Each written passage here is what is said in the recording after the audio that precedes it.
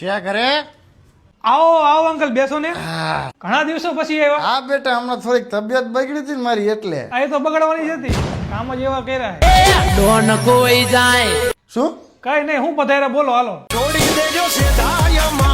બટા ઈ હા કઈ કામ છે તો જ અહીંયા આવ્યા છો, બાકી તમે ક્યાં ડોકાવ જ છો કોઈ દી.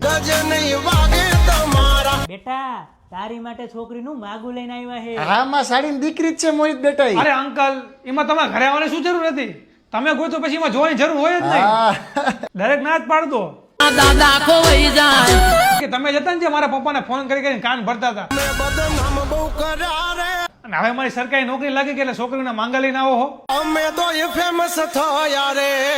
અરે એવું નથી બેટા, હા તો અત્યાર સુધી તમારી હાલીની છોકરી ક્યાં હતી? એને હજી નતું હગું કરવાનું એટલે નતું મેં તને કહેતા પપ્પાને એટલે કેવડાવ્યું. અંકલ તમે ડફોડ છો કે અમને સમજો એ ખબર નથી પડતી મને. મોહિત બહુ ખરાબ સ્વભાવ છે હો તારો. એ તો પહેલેથી જ છે, તમારા પપ્પા ના પાડતા હતા મને બોલવાની એટલે.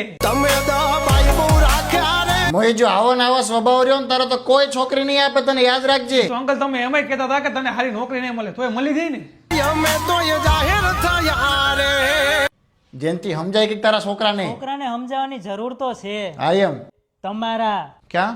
એ તમારા છોકરાને સમજાવો પેલા. એ તૈયારી કરવાના નામે અમદાવાદમાં પાર્ટી કરે છે. આજે 10 વાગે તરત સ્ટોરી આવી જાય એની. હારું વેલ જેનથી હું નીકળું પછી આવું, મારું મોડું થાય છે હમણાં. અરે ઉભા રહો અંકલ.